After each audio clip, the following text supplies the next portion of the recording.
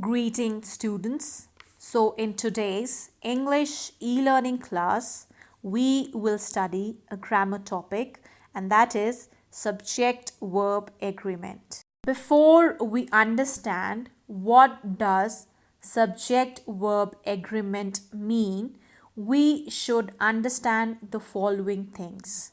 The first, what is a subject and a verb in a sentence? Second, how to identify a subject and a verb in a sentence.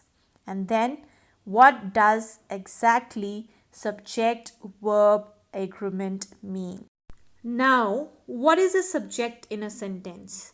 A subject in a sentence can be a person, place, thing, or idea that is doing an action or is being something.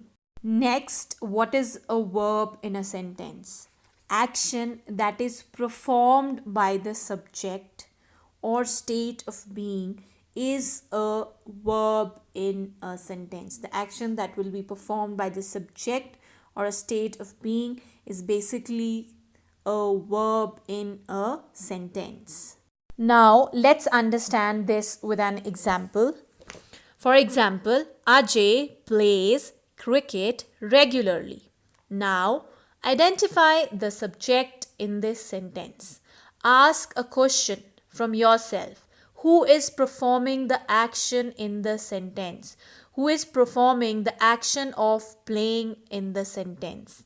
Yes, it's Ajay who is performing the action of playing. So Ajay is the subject in this sentence. Now, identify the verb in the sentence. Now, ask a question. What action is being performed by the subject? What subject is performing? Subject is performing what? Subject is playing cricket regularly. So, plays is the verb in the sentence. Now, dear students, based on point of view, subject can be in first person, second person, or third person. In first person, I, we. Second person, you. And third person, he, she, they. And based on count, the subject can be either singular or plural. So now, what is subject-verb agreement?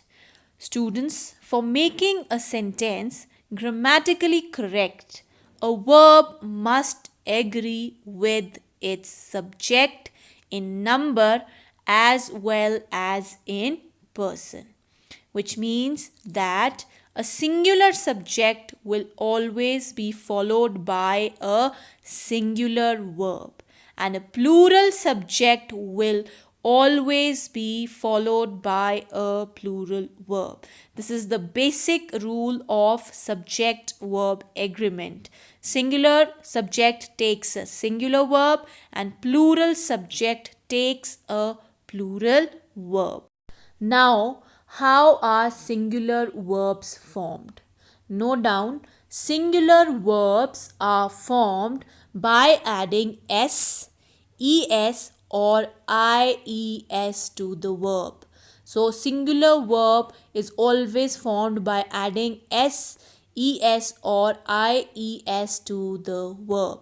If any verb has s, es, or ies, it is a singular verb. Please remember that plural verbs remain same. Verbs never form their plural by adding s, es, or ies. Plural verbs always remain same. Now let's understand this with examples. The example is, the cat chases the mouse. First of all, identify the subject. Who is performing the action? The cat or the mouse? Yes, it's the cat. So the cat is the subject. Now identify the verb. What action is being performed by the cat? It is chasing the mouse. So, chases is the verb. Now, see the subject. It's singular. So, the verb is also singular. We have added s to make it a singular verb. Similarly, see the next sentence. The cats chase the mouse. Identify the subject. Subject is the cats.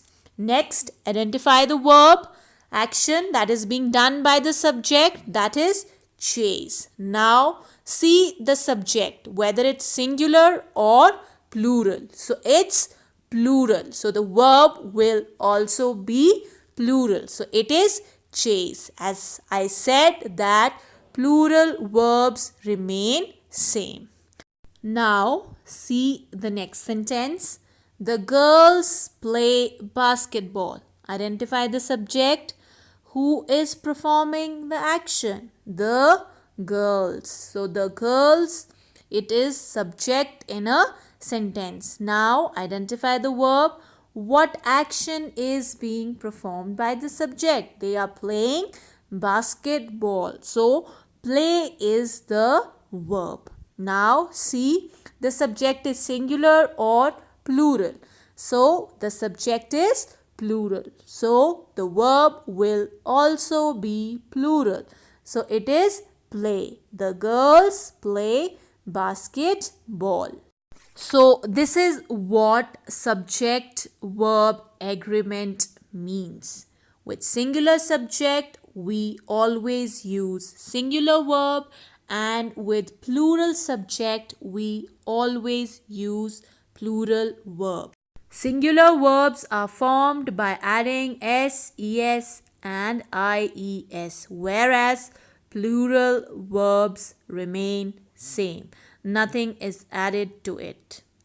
Lastly, students, one thing that you need to remember is that there is one exception to this topic, subject verb agreement, and that is, although I and you are singular, they are singular, but they always require a plural form of verb. For example, I learn English. So, I is a subject and it's a singular subject. So, it will take a plural verb, not a singular verb. So, learn, it's a plural verb. Similarly, you learn English. So, you is singular, but it is taking a plural verb. So, I and you, these are singular, but they will take a plural form of verb. So, this is the exception that you need to remember. I and you are singular, but they require a plural form of verb. So, I hope, dear students, you must have understood the concept of subject verb agreement. Thank you and happy learning.